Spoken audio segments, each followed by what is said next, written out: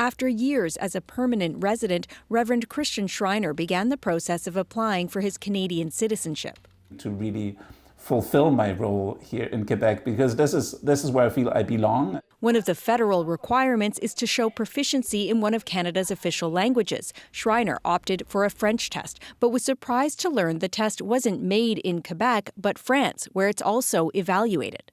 Schreiner says the test focused mainly on international French spoken in France, and that Quebec's French is different. The Federal Immigration Department says its French and English tests are administered by third-party organizations, which must demonstrate that they meet the criteria for Canadian language assessments.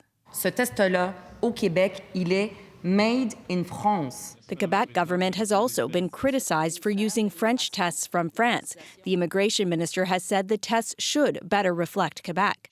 This opposition critic says the tests cause confusion. Using expressions, words, sayings that they don't see every day will be having probably a negative impact on the score they will get and could prejudice their access to permanent residency or citizenship. I've seen people speaking excellent Quebec French failing the French exam. He says Quebec should have its own test used by both levels of government.